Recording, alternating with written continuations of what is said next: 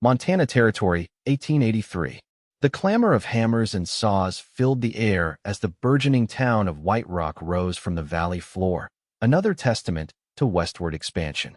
Through this cacophony of progress walked Catherine Hayes, her plain brown traveling dress coated with the dust of a 3-day journey. She clutched a crumpled advertisement in one gloved hand and a weathered carpetbag in the other, her entire life's possessions contained within its worn leather confines. "Excuse me," she called to a passing freight driver. "Could you direct me to the Silver Creek Ranch?" The man looked her up and down, taking in her Eastern attire and upright posture. "Schoolmarm." "Yes," she replied, lifting her chin slightly. "I've been hired to teach the ranch children." The driver chuckled, shaking his head. "Sebastian ain't got no children, miss. Not that anyone knows of, anyway." Catherine frowned. "Mr. Sebastian Silver advertised for a teacher. I have his letter right here." "Well, old Sebastian's got his reasons, I reckon. Ranch is 5 miles west, follow the creek. Can't miss it, biggest spread in the territory." With a nod of thanks, Catherine set off, each step raising a small cloud of dust. At 25, she had left behind the ruins of her life in Boston, a failed engagement, mounting debts from her father's medical care, and the subsequent loss of her teaching position at the ladies' seminary due to unsuitable family circumstances. The advertisement promising room, board, and a generous salary teaching on a prestigious cattle ranch had seemed like divine intervention. What she hadn't anticipated was the sheer scale of the Montana landscape. The endless sky stretched above her, making her feel smaller with each passing mile. By the time the grand white ranch house came into view, sitting proudly against the backdrop of distant mountains, Catherine's feet ached and her throat burned with thirst. She paused at the ornate iron gate, noting the elaborate S worked into the design. Beyond it stood a house that would not have looked out of place in the finer neighborhoods of Boston, a 2-story affair with a wide veranda and tall windows. Behind it sprawled numerous outbuildings, corrals, and bunkhouses. The air smelled of pine, cattle, and wealth. Taking a deep breath, Catherine straightened her spine and approached the front door. Before she could knock, it swung open to reveal a stern-faced woman in her 50s, her gray hair pulled back in a severe bun. "You must be Miss Hayes," the woman said, her voice as crisp as her starched apron. "I am Mrs. Templeton, the housekeeper. We expected you yesterday." "The stage was delayed in Bozeman," Catherine explained, suddenly conscious of her disheveled appearance. Mrs. Templeton's expression remained unchanged. "Mr. Silver is not in residence at present.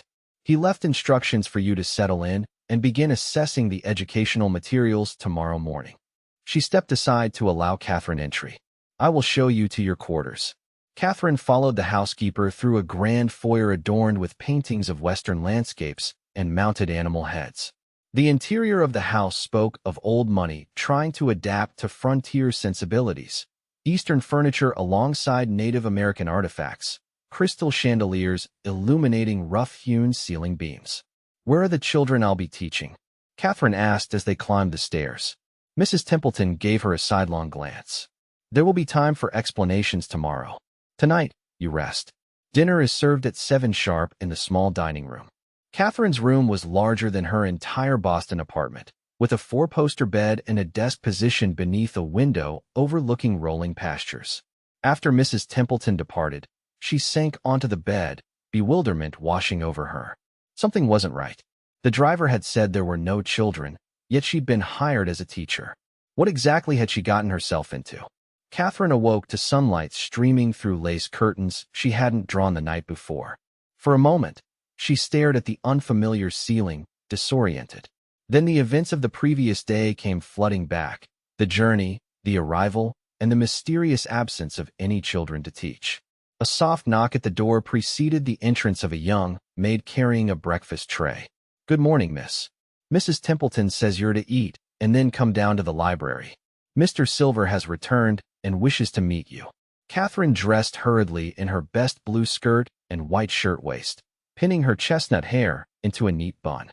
If her new employer had finally arrived, she wanted to make a favorable impression and get some answers. The library proved to be a magnificent room with floor-to-ceiling bookshelves and leather-upholstered furniture. Standing by the window was a tall man, his broad shoulders silhouetted against the morning light. He turned as she entered, and Catherine's breath caught. Sebastian Silver was not the elderly cattle baron she had envisioned. He appeared to be in his mid-30s, with raven hair threaded with silver at the temples and eyes the color of a winter sky. His face was handsome but weathered, bearing the marks of a man who spent considerable time outdoors despite his obvious wealth. "Miss Hayes," he said, his voice deep and measured.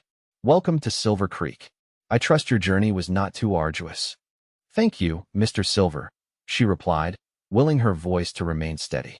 "The journey was manageable, but I must admit to some confusion regarding my position here." A smile tugged at one corner of his mouth. Direct and forthright. "Good. Please, sit down." Once seated, Catherine folded her hands in her lap and waited. "I imagine you're wondering why I advertised for a teacher when there appear to be no children on the premises," he began, settling into a chair opposite her. "The thought had crossed my mind, sir. The truth is, Miss Hayes, I do require a teacher, but not for children. Not yet, at least." He leaned forward slightly. "I require someone to teach me." Catherine blinked in surprise. "Teach you, sir? But surely, I can read basic words and sign my name," he continued. "Enough to get by. But a man in my position should be able to read contracts without relying on others, write his own correspondence without dictation." His expression remained impassive, but Catherine detected a flicker of discomfort in his eyes. "I've built this ranch from nothing, Miss Hayes. I own more land than some eastern states, but I never had the opportunity for formal education." Catherine considered his words carefully. Why not hire a tutor? Why advertise for a schoolteacher? "Discretion," he replied simply. "A schoolteacher for non-existent children raises fewer eyebrows than a grown man employing a tutor. My deficiency is not common knowledge, and I prefer to keep it that way." "I see." Catherine's mind raced. She had experience teaching young ladies literature and deportment, not basic literacy to grown men. "Mr. Silver, I'm honored by your trust, but I should inform you that my expertise lies in—" "You taught at the Harrington Seminary for Young Ladies," he interrupted. "Before that, at a charity school in Boston's North End. You have experience with students of various backgrounds and abilities." He noted her surprise and added, "I make it my business to know whom I'm bringing into my home, Miss Hayes." Catherine straightened her shoulders. "Then you should also know I was dismissed from Harrington under circumstances that might be considered scandalous. Because your father's illness left you in debt, forcing you to take lodgings in an unsuitable neighborhood," he replied calmly. "Hardly scandalous to anyone with sense." A silence fell between them as Catherine digested this information. He had researched her thoroughly, yet still chosen to bring her here. Finally, she spoke. "I will require materials appropriate for adult education and a structured schedule. 3 hours of instruction daily would be a reasonable beginning." Relief visibly passed across Sebastian's features. "Then you'll stay?" "I will, Mr. Silver. On one condition." His eyebrow arched. "And that is?" "That in addition to your lessons, you allow me to establish a proper school for the children of your ranch workers." I noticed several families in the bunkhouses as I arrived. For a moment, Sebastian looked taken aback. Then he laughed, a rich sound that transformed his severe features. "You're a shrewd negotiator, Miss Hayes." "Very well." The small building beyond the kitchen garden was originally intended as a schoolhouse. "You may use it as you see fit." Catherine felt a surge of triumph. Not only would she have meaningful work beyond teaching one stubborn rancher, but she would be providing education to children who might otherwise go without. Perhaps this unexpected turn of events was a blessing in disguise. What she couldn't have anticipated was how Sebastian Silver's first reading lesson the following morning would set in motion events that would challenge everything she thought she knew about wealth, worth, and the capacity of the human heart to transform. The schoolhouse was little more than a glorified shed, its windows clouded with dust, its floors strewn with abandoned tools and tack. Catherine stood in the doorway, hands on her hips, mentally calculating the work required to transform it into a proper learning environment. "Not quite what you expected?" The voice behind her made Catherine start. She turned to find a tall, broad-shouldered man with sand-colored hair and a friendly smile. Unlike the ranch hands she'd glimpsed from a distance, he wore a well-cut jacket over his practical attire. "I'm Owen Sullivan," he said, extending a hand. "Ranch foreman." Catherine shook his hand, noting the calluses that spoke of hard physical labor despite his more polished appearance. Catherine Hayes, the new teacher. So I've heard. Mind if I ask what you're doing out here? Mrs. Templeton mentioned you'd be working up at the main house. Catherine hesitated, unsure how much of Sebastian's secret she was permitted to share. Mr. Silver has agreed to let me establish a school for the ranch children, she explained carefully. I'm assessing what needs to be done to prepare this building. Owen's eyebrows rose. That's unexpected.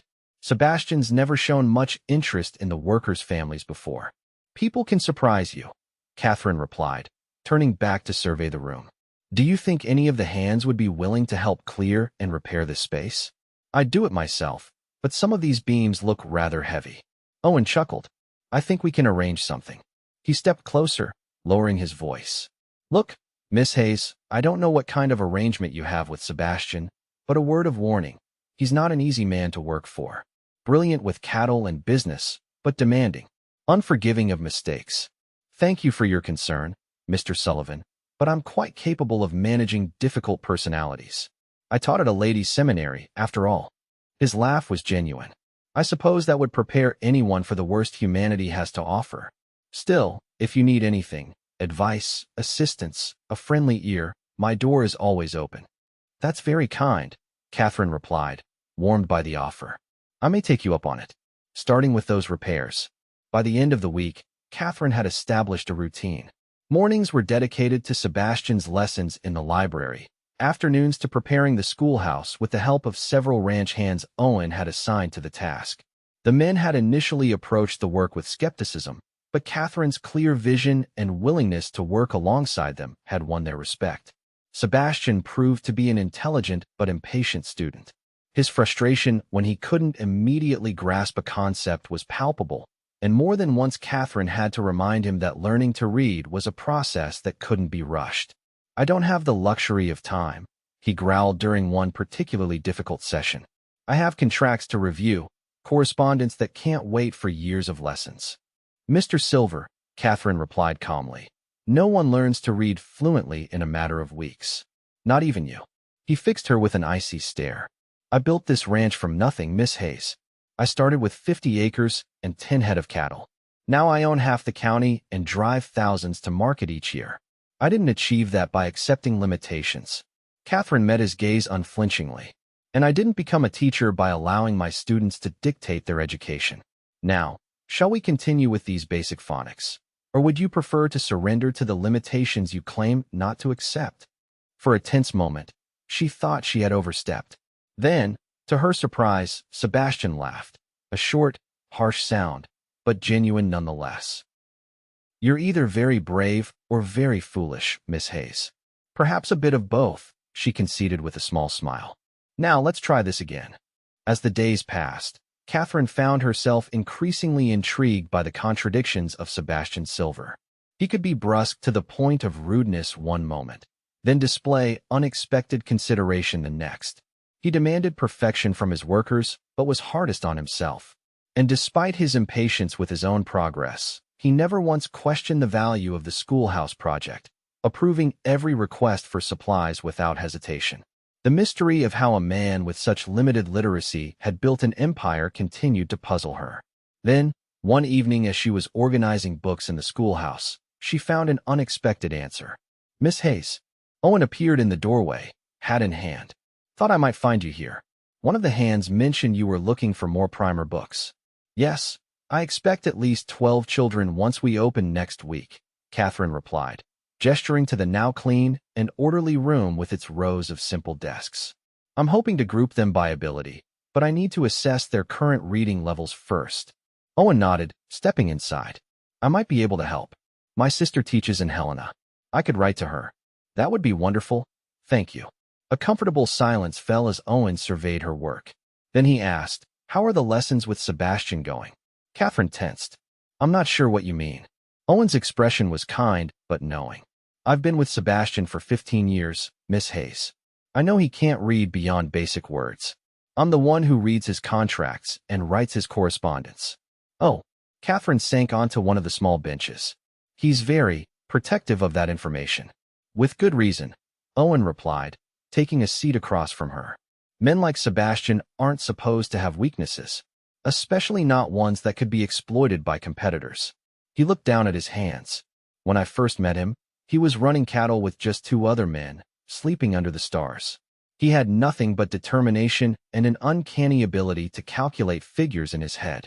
Never seen anything like it. He can work out complex sums faster than most men can write them down.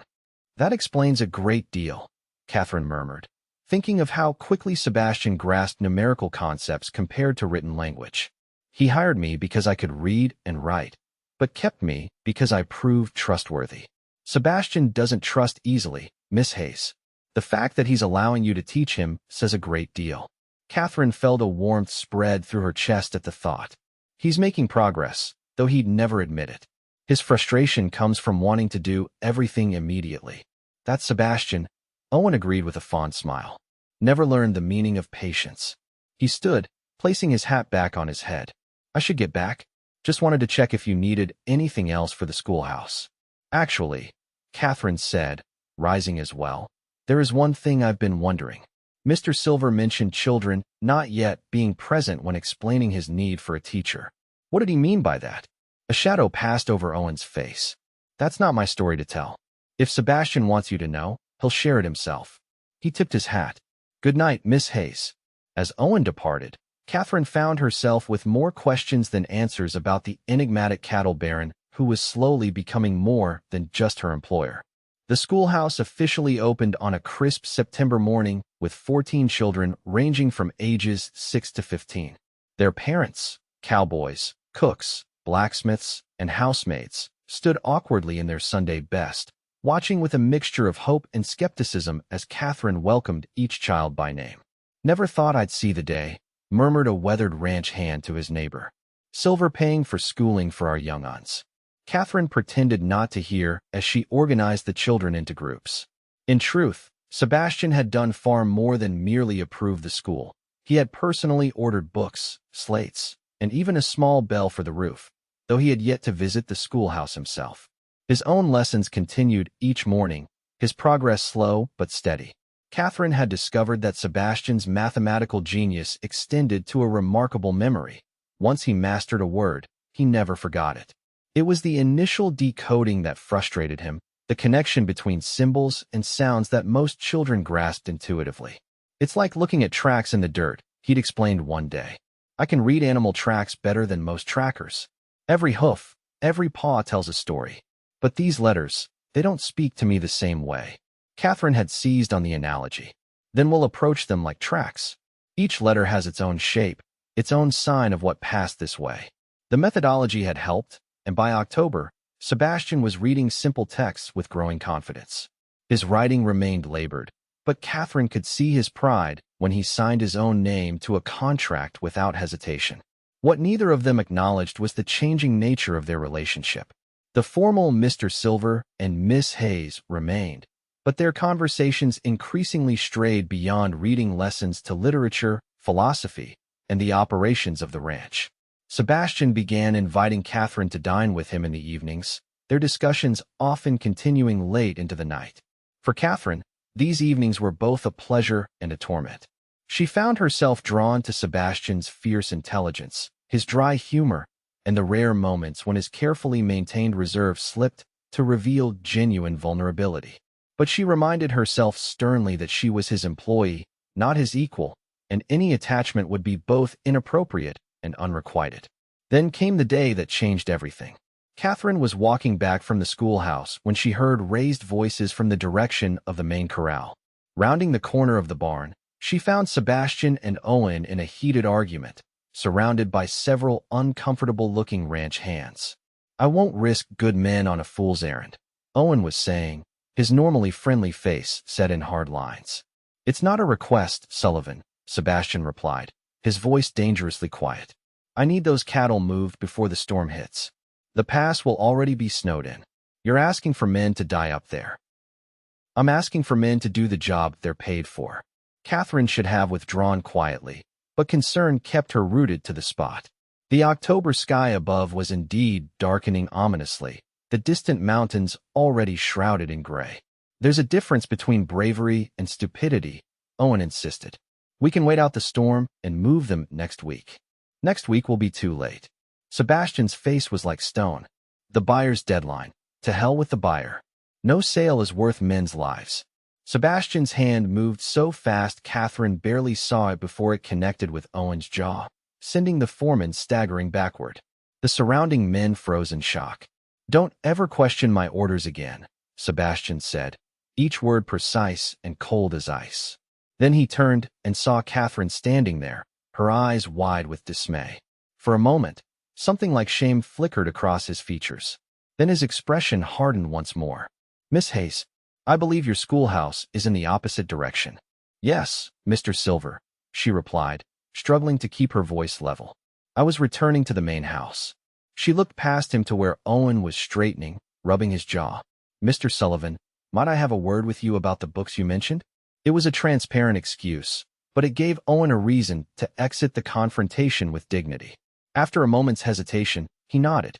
"Of course, Miss Hayes." Sebastian's eyes narrowed at this exchange, but he said nothing as Catherine and Owen walked away. Once they were out of earshot, Catherine turned to the foreman in concern. "Are you all right? That was unexpected." Owen sighed, working his jaw back and forth. Sebastian has a temper, but he rarely loses control like that. He glanced at the sky. "He's right about one thing. That storm is coming in fast, and we have 200 head in the high pasture that will be in trouble if the snow's as bad as it looks." "But you're right about the danger to the men," Catherine insisted. "Surely there's another solution?" "Maybe, but Sebastian doesn't compromise easily, especially when money's at stake." Catherine frowned. "He has more money than he could spend in 3 lifetimes. Why risk lives for more?" Owen gave her a searching look. "You really don't know him as well as you think, do you? It's not about the money, it's about the promise." Sebastian gave his word those cattle would be delivered by a certain date. In his mind, breaking that promise makes him no better than his father. His father? Owen winced, touching his bruised jaw. "I've already said too much. But if you want to understand Sebastian Silver, you might ask him about the winter of '63 sometime." He straightened his hat. "Now, I'd better go figure out how to get those cattle down without getting my men killed." Catherine returned to the main house, her mind churning with questions. The Sebastian she'd glimpsed in the corral was a stranger, hard, violent, unyielding. How did that man reconcile with the one who patiently sounded out words in the library each morning, who had approved a schoolhouse for children not his own? When Sebastian failed to appear for his scheduled lesson the next morning, Catherine was both disappointed and relieved. The housekeeper informed her that he had ridden out before dawn with a group of men, despite the snow that had begun falling steadily overnight. For 3 days, the storm raged, transforming the ranch into a white fortress. Catherine kept the schoolhouse open, though only the children who lived in the nearby bunkhouses could attend. Each night, she watched from her window for signs of the returning men, but the swirling snow obscured everything beyond the immediate yard. On the 4th morning, she awoke to silence, the peculiar hush that follows a heavy snowfall. The storm had passed, leaving behind a transformed landscape of pristine drifts and crystal-laden trees. As she dressed, Catherine heard a commotion in the yard below and hurried to the window. Riders were approaching, leading pack horses laden with supplies. At their head rode Sebastian, his black coat crusted with ice, his face gaunt with exhaustion. Behind him came the rest of the men, similarly weather-beaten but intact. Catherine rushed downstairs, reaching the front door just as Sebastian was dismounting stiffly. Their eyes met across the yard, and for a moment, neither moved. Then Owen emerged from the group, limping slightly but smiling. "Miss Hayes, you're looking at the heroes of Silver Creek Pass. Not a single head lost, though it was a near thing." The ranch hands began dispersing toward the bunkhouses, slapping each other's backs and talking excitedly about hot meals and dry beds. Sebastian handed his reins to a waiting stable boy and approached the house, his expression unreadable as he climbed the steps to where Catherine stood. "Mr. Silver," she said softly, "I'm relieved to see you've returned safely." He paused beside her, close enough that she could smell the leather and pine scent of him beneath the cold. "We should resume lessons tomorrow," he said, his voice rough from the wind. "I've had quite enough of being unable to read for a lifetime." Before she could reply, he continued into the house, leaving Catherine with the distinct impression that something fundamental had changed during those 3 days in the mountains. What she couldn't have known was how those changes would culminate in a revelation that would shake the very foundation of everything she believed about Sebastian Silver and herself. When Sebastian appeared for his lesson the following morning, Catherine barely recognized him. Gone was the commanding presence that filled every room he entered. In its place sat a man hollow-eyed with exhaustion, his movements careful, as though every joint pained him. "Mr. Silver," she began hesitantly, "perhaps we should postpone today's lesson." I look like hell," he finished bluntly. "But I'm here, and I intend to work." Catherine acquiesced, though she selected easier material than she had planned. As they worked through a simple passage about farming techniques, she noticed Sebastian's attention wandering, his responses becoming increasingly distracted. Finally, she closed the book. "Something is troubling you far more than these words, Mr. Silver. I cannot teach effectively when your mind is elsewhere." Sebastian stared out the window for a long moment before responding. "3 men nearly died because of my stubbornness," he said finally. "Owen was right. The pass was treacherous. We lost 2 horses in a ravine. If the men riding them hadn't managed to jump clear." He trailed off, his hands clenching into fists on the table. "But they did," Catherine said gently. "Everyone returned safely." This time, his blue eyes, when they met hers, contained a bleakness that made her heart ache. "Sullivan says you saw our disagreement before we left." Catherine nodded, uncomfortable at the memory. "I did. And what did you think of me then, Miss Hayes? A bully? A tyrant?" The directness of the question caught her off guard. I didn't understand why you would risk men's lives for the sake of a business transaction." A bitter smile crossed his face. "Of course you didn't. How could you?" He rose abruptly, moving to stand before the fireplace. "My father was a small-time rancher in Colorado. Barely scraped by, but he had one thing, his reputation for honesty. When he gave his word, it was bond." Sebastian's voice grew distant, as though he were speaking from memory rather than to Catherine. "Winter of '63, he contracted to deliver a herd to Fort Collins. Bad storm hit, worse than the one we just had. My mother begged him to wait, but he'd given his word." Catherine remained silent, sensing they had reached the heart of whatever drove Sebastian's relentless pursuit of success. "He took me with him. I was 14, old enough to help drive cattle." Sebastian stared into the flames. "We got caught in the pass. Cattle panicked in the whiteout, went over a cliff. My father tried to turn them. His horse slipped." His voice grew taut with suppressed emotion. "I watched him fall. Couldn't reach him in time." "Sebastian," Catherine whispered, forgetting formality in the face of such raw pain. "I'm so sorry." He continued as if he hadn't heard her. "When spring came, I buried what was left of him. Sold the remaining cattle to pay his debts. There wasn't enough. The bank took our land, and my mother—" He shook his head. "She never recovered. Died before I turned 16. Catherine rose and moved to stand beside him, close enough to offer comfort, but not touching. "So you built all this to ensure you'd never be vulnerable again." "I built it because I swore I'd never break my word, never fail to deliver what I promised, even if it killed me." He turned to face her, something fierce and wounded in his gaze. "But I nearly got good men killed upholding that vow. Men with families, with children in your schoolhouse. The fact that you recognize that shows you're not the man you fear becoming," Catherine said quietly. Sebastian shook his head. "You don't understand. I'm exactly that man, driven, ruthless, willing to sacrifice others to keep my word." His voice dropped. "The very qualities that built this ranch are the ones that make me unsuitable." "Unsuitable for what?" For a moment, something vulnerable flickered in his eyes. Then his expression closed once more. "For civilized company, Miss Hayes. Now, shall we continue the lesson, or have I thoroughly destroyed whatever respect you might have had for me?" Catherine should have let the matter drop, returned to the safety of phonics and simple texts. Instead, she found herself asking, "What did Owen mean about the winter of '63? He mentioned it might help me understand you better." Sebastian's expression hardened. "Sullivan talks too much. He cares about you," Catherine countered. "As do others here. You've built not just a ranch, but a community that depends on you.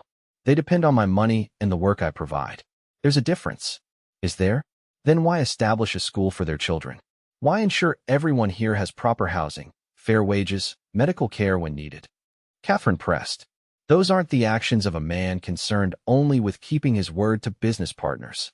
Sebastian turned away, but not before Catherine caught a flicker of uncertainty in his expression. The lesson is over for today, Miss Hayes. I have matters to attend to. As he strode from the room, Catherine remained by the fireplace, troubled by the glimpse she had been given into Sebastian's past.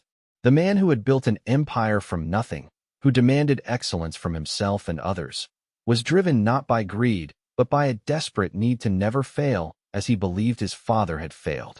It explained so much: his determination to learn to read despite his frustration, his insistence on keeping his word at any cost, even his reluctance to form close attachments. What it didn't explain was the growing warmth Catherine felt whenever he entered a room, or why his pain seemed to echo in her own heart. That evening, a knock at her bedroom door revealed Mrs. Templeton, her usually stern face softened with concern. Miss Hayes, Mr. Silver requests your presence in his study immediately. At this hour? Catherine glanced at the mantel clock, which showed nearly 10. He was quite insistent, the housekeeper replied, adding in a lower voice. He's received some news that has upset him considerably. Alarmed, Catherine quickly tidied her hair and followed Mrs. Templeton down the corridor to Sebastian's private study, a room she had never entered before. The housekeeper knocked once, then opened the door without waiting for a response. Miss Hayes, sir, she announced, then withdrew, closing the door behind her. The study was dimly lit by a single lamp, the walls lined with maps of the territory and framed documents. Sebastian stood at a large desk, a telegram crumpled in one hand, a glass of amber liquid in the other. His face was cast in shadows, but Catherine could see enough to recognize that something was terribly wrong. Mr. Silver? Mrs. Templeton said you wanted to see me. Sebastian looked up, his eyes reflecting the lamplight like shards of ice. Catherine. The use of her given name sent a tremor through her. I apologize for the late hour. I've received news that changes things. Changes what things? He set down his glass and smoothed out the telegram, staring at it as if it might transform into something less troubling. My former partner, James Harrington, is dead. Catherine frowned in confusion.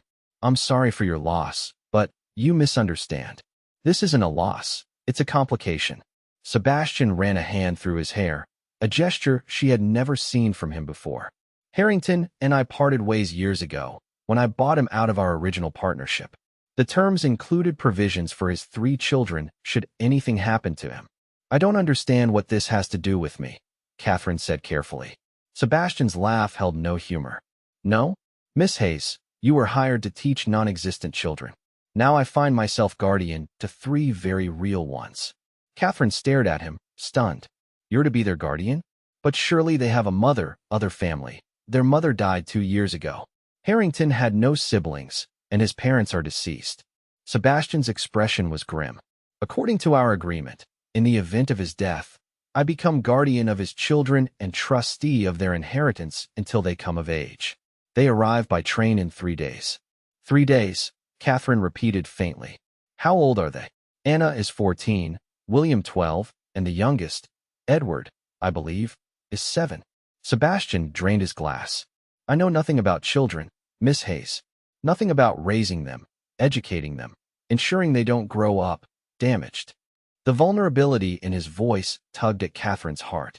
That's why you wanted a teacher, she realized. You anticipated this possibility. Harrington's health was poor. I knew this day might come, though I hoped it wouldn't be for many years yet. He met her gaze directly. I need your help, Catherine. Not just as their teacher, but as, I don't even know what to call it. A guide? These children have lost everything familiar. I can provide materially for them, but I have no idea how to give them what they truly need. The raw honesty in his request stripped away the last of Catherine's professional detachment. Of course I'll help. We'll prepare rooms for them, make sure the schoolhouse is ready, create a routine that provides stability. Relief visibly washed over Sebastian's features. Thank you. I knew you were the right person when I hired you, but I didn't realize just how right until this moment. As they spent the next hour planning for the children's arrival, Catherine couldn't help but wonder what other revelations awaited in this unexpected chapter of her life at Silver Creek Ranch.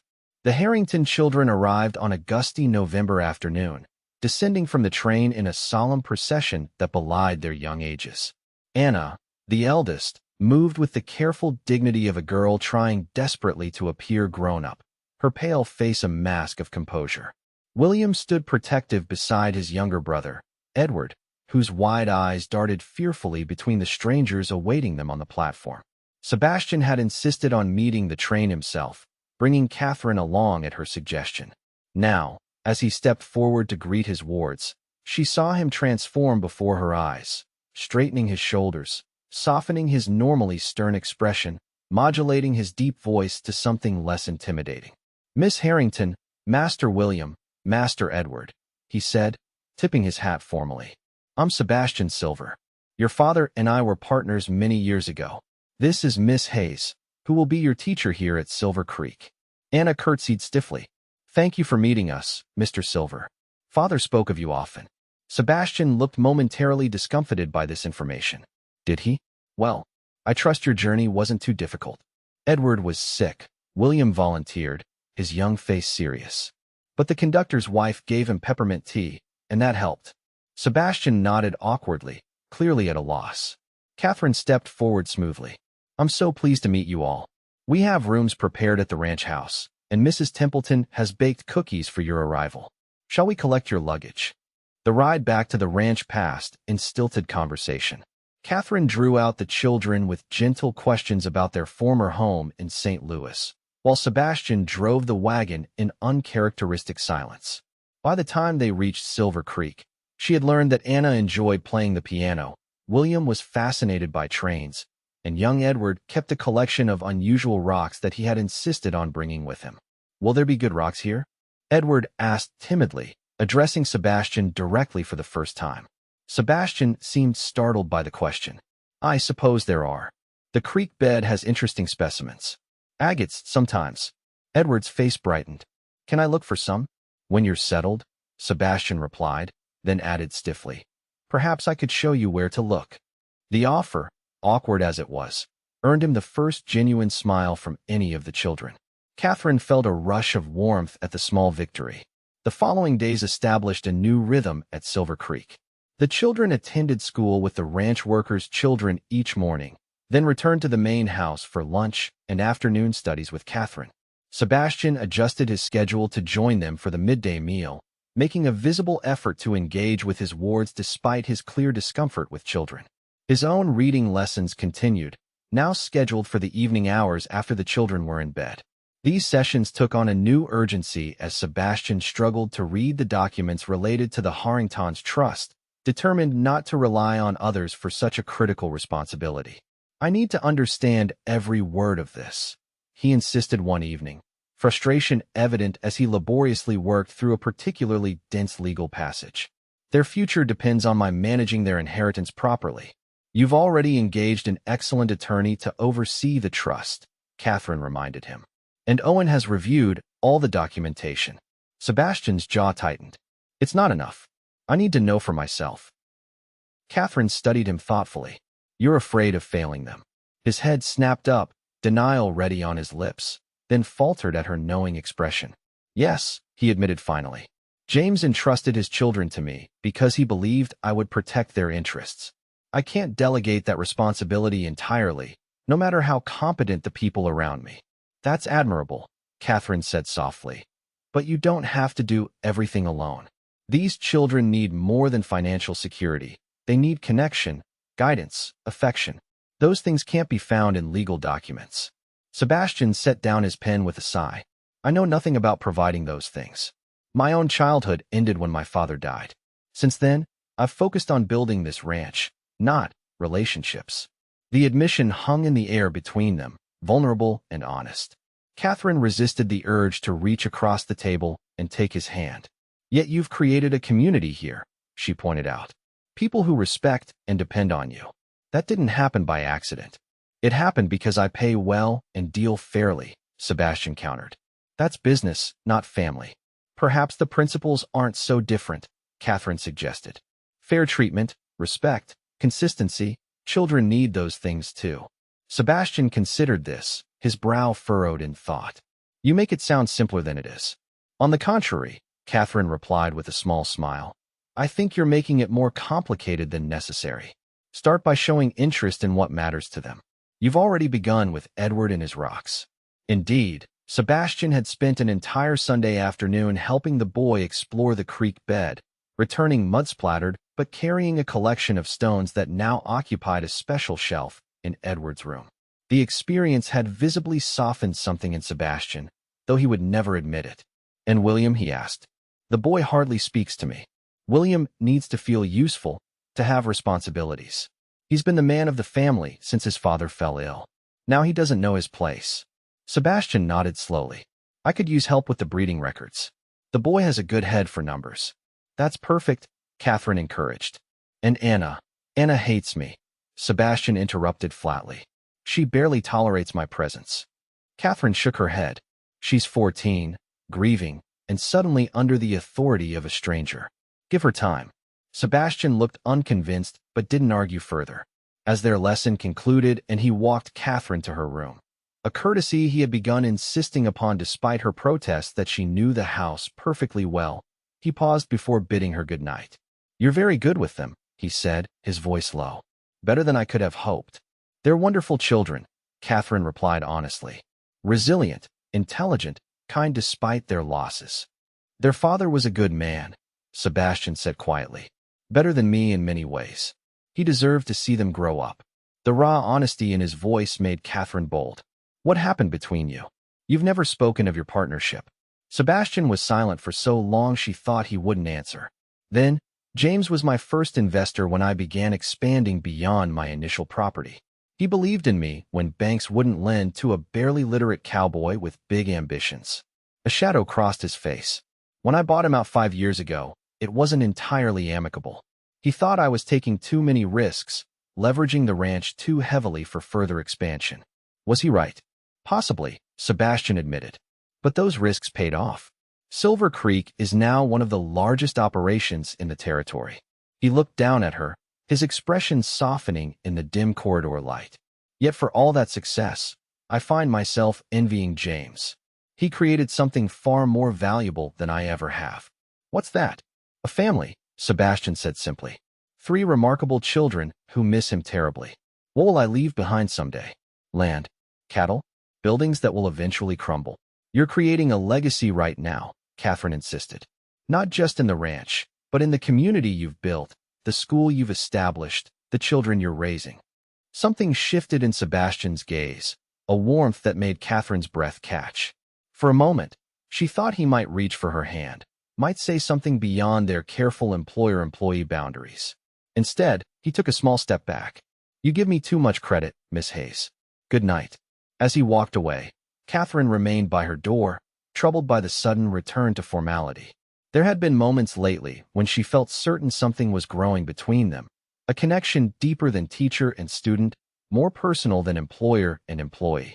But Sebastian always withdrew just when that connection seemed strongest, retreating behind walls of propriety or busy work. What she couldn't know was that Sebastian was fighting a battle of his own, between his growing feelings for the woman who had transformed his household and his conviction that he had nothing to offer her but a complicated life with 3 grieving children and a man still learning to read basic texts. The tension between them might have continued indefinitely if not for Anna Harrington's keen observations and the unexpected crisis that forced both Catherine and Sebastian to confront what they truly valued most.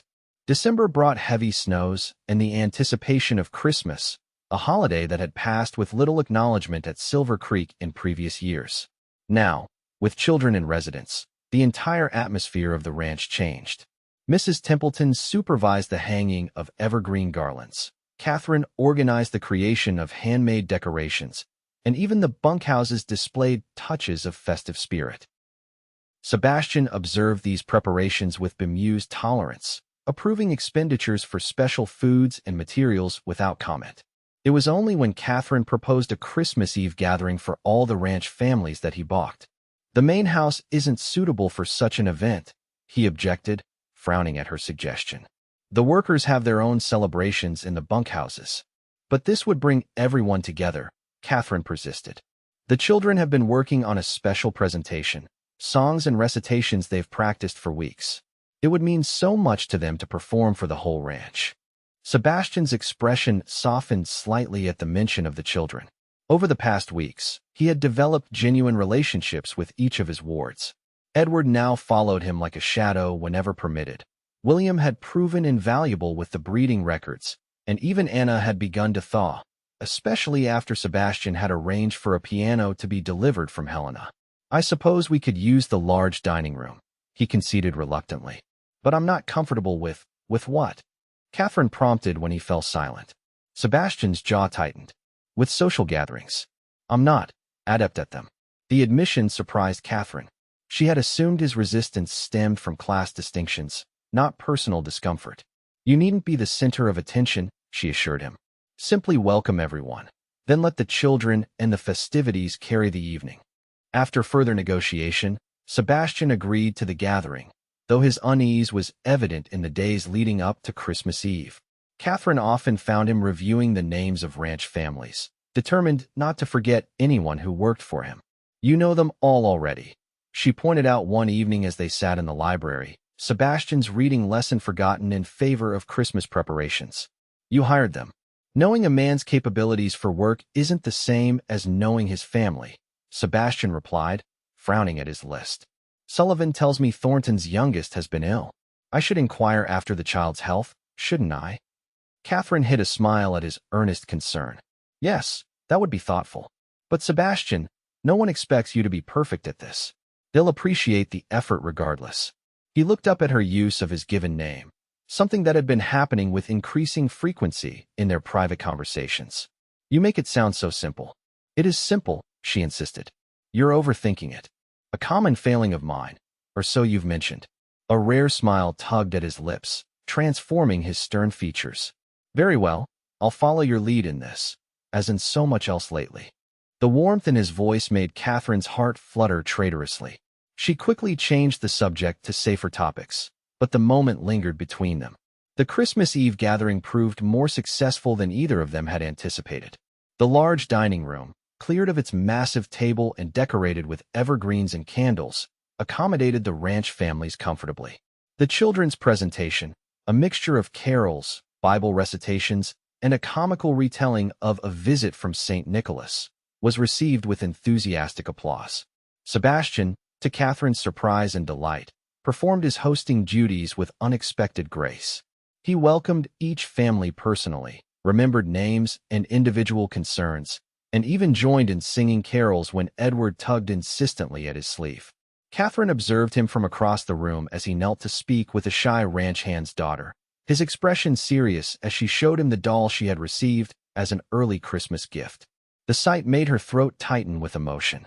This was not the same man who had interviewed her in the library months ago, rigid, distant, consumed by his own limitations. This was a man growing into himself, discovering capacities for connection he had never explored. He's different with you, you know. Catherine turned to find Anna Harrington beside her, the girl's observant eyes fixed on Sebastian. I'm not sure what you mean, Catherine replied carefully. Anna gave her a look far too knowing for her 14 years. Uncle Sebastian. He smiles more when you're in the room. His voice changes too, less commanding, more gentle. She tilted her head thoughtfully. He respects you. I don't think he respects many people. Catherine felt heat rising to her cheeks. Mr. Silver values education highly. That's why he established the school. It's not just that, Anna insisted. When you missed dinner last week because you were caring for Mrs. Thornton's baby, he couldn't concentrate on anything. Kept looking at your empty chair. Anna, I don't think. Do you care for him? The girl interrupted, direct in the way only adolescents can be. Because I think he cares very much for you. And it would be nice if, she broke off, suddenly self-conscious. Well, we all think so. William, and Edward too. Before Catherine could formulate a response, a commotion at the entrance drew everyone's attention. Owen Sullivan burst into the room, snow crusting his coat, his expression grave. Sebastian, he called over the suddenly hushed gathering. Fire at the Johnson place. It's bad, the whole family's trapped inside. The Johnsons were a young couple who had homesteaded at the edge of Silver Creek property, their small cabin home to them and their infant twins. Without hesitation, Sebastian began issuing orders. Sullivan, Gather every able-bodied man. Blankets, water buckets, axes. Mrs. Templeton, prepare the guest rooms and send for the doctor. He turned to Catherine. Miss Hayes, the children. I'll look after everyone here, she assured him. Go. For a moment, their eyes held, something unspoken passing between them. Then Sebastian was gone, leading a stream of men out into the snowy night. The joyful gathering transformed instantly into an organized response to crisis.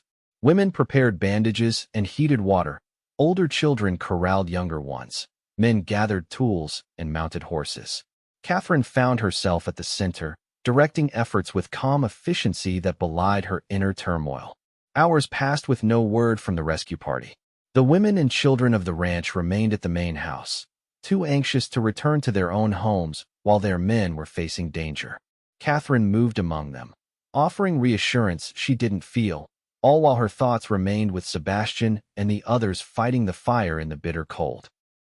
It was past midnight when the first riders returned, grim-faced and smoke-stained. The Johnson family had been rescued, barely. The parents were severely burned, the twin babies suffering from smoke inhalation, but alive. They were being brought to the main house on sleds, the injured men following behind. And Mr. Silver? Catherine asked the exhausted cowboy who delivered this news. Is he still there, ma'am? The barn caught fire after we got the family out.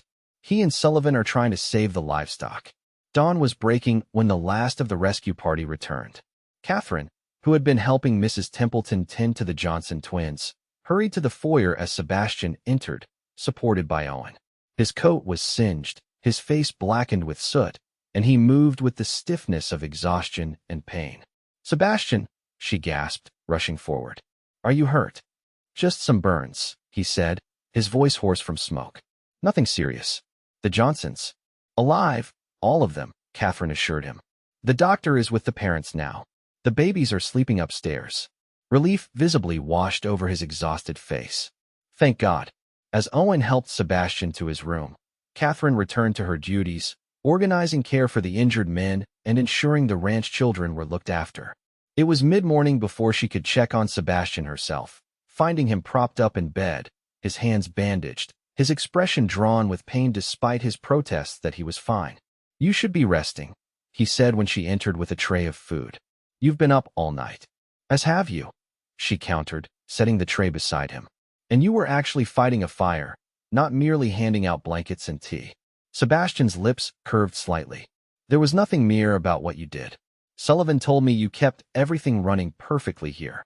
Catherine busied herself adjusting his pillows, not meeting his eyes. I was terrified, she admitted quietly. When hours passed with no word, I feared the worst. For the Johnsons? For all of you. For you especially. The words slipped out before she could stop them. Sebastian was silent for a long moment. Then, Catherine. She looked up, startled by the intensity in his voice. Last night, when we pulled those babies from the smoke, all I could think was that I needed to get back here. Not to the ranch, but to you. To tell you. He broke off, frustration crossing his features.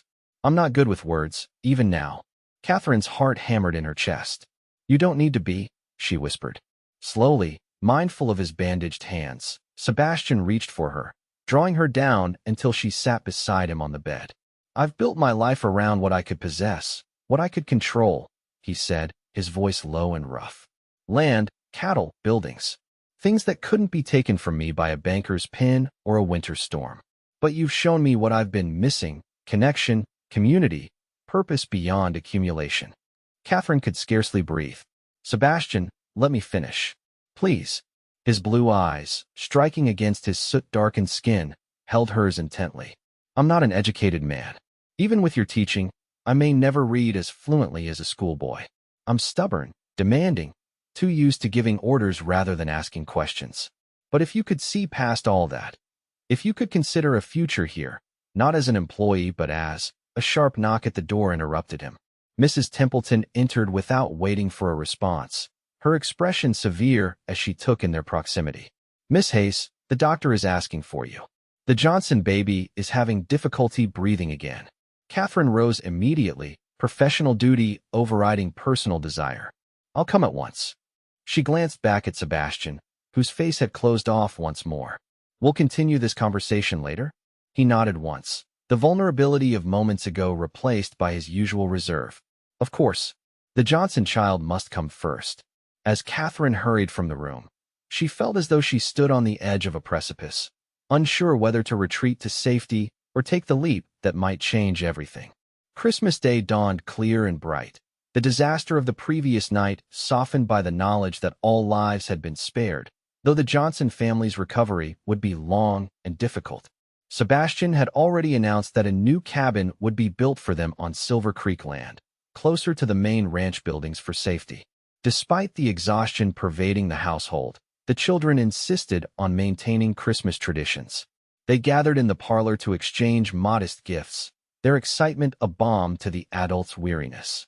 Sebastian presided over the festivities from an armchair, his bandaged hands resting on his lap, his face still drawn with pain but softened by the children's joy. Catherine watched him as he thanked William solemnly for the handmade bookmark the boy had crafted, admired Anna's piano rendition of Silent Night, and exclaimed over Edward's gift of a special, lucky stone from his collection. In each interaction, she saw the man he was becoming, patient, attentive, genuinely invested in their happiness. Their interrupted conversation hovered in her thoughts, but the day provided no opportunity to revisit it. Between caring for the Johnson family, organizing meals for the many people still at the main house, and helping the children with their various Christmas activities, Catherine barely had a moment alone with Sebastian. It was evening before most of the ranch families departed for their own homes, the crisis having passed, but leaving a new sense of community in its wake. The Johnsons would remain at the main house until they recovered enough to move into temporary quarters, but the doctor pronounced them out of immediate danger. Catherine was organizing linens for the night shift of care when Anna found her. "Uncle Sebastian is asking for you," the girl said, her expression too innocent to be trustworthy. "He's in the library." "Is something wrong?" Catherine asked, suddenly concerned that his injuries were worse than he'd admitted. Anna shook her head. "He just said it was important." A small smile played at her lips. "William, Edward and I are going to help Mrs. Templeton with the dishes. We might be quite a while." The deliberate hint was so transparent that Catherine couldn't help but laugh. "I see you've been conspiring." Anna's smile widened. "We just want everyone to be happy, especially Uncle Sebastian. And you." Touched by the girl's affection, Catherine squeezed her hand. "Thank you, Anna, for everything." The library was dimly lit by the fireplace and a single lamp, creating pools of golden light in the otherwise shadowy room. Sebastian stood by the window, gazing out at the snow-covered landscape, his tall figure silhouetted against the glass. He turned as Catherine entered, and she was struck by how much younger he looked without his usual stern expression. "You wanted to see me?" she asked, closing the door softly behind her. "Yes." Sebastian crossed to the desk, where an envelope lay. "I have a Christmas gift for you." "Oh, but I didn't expect," Catherine began, suddenly flustered. In the chaos of the fire and its aftermath, she hadn't thought to prepare a gift for him. "Please," he interrupted gently. "It's not exactly a conventional gift." Curious, Catherine opened the envelope to find a legal document inside. As she scanned the first few lines, her breath caught. "Sebastian, this is the deed to the schoolhouse and surrounding 5 acres, he confirmed. "Signed over to you personally, along with an endowment for its continued operation." Catherine stared at him in shock. "But why?" "Because regardless of what happens between us, I want to ensure that what you've built here continues." Sebastian moved closer, his expression earnest. "The school is yours, Catherine. Your vision, your creation. It should remain under your control, not subject to my whims or those of whoever might someday own Silver Creek." The implications of his words slowly registered. "What do you mean, regardless of what happens between us?" Sebastian took a deep breath. "Before we were interrupted yesterday, I was attempting, rather poorly, to tell you that my feelings for you have grown far beyond those of employer to employee, or even friend to friend." His voice deepened with emotion. "I love you, Catherine. I think perhaps I have since that day you refused to let me dictate how your lessons would proceed, showing me that genuine education couldn't be rushed or commanded." Catherine's heart soared, but caution made her hesitate. "Sebastian, I'm still your employee, the children's teacher.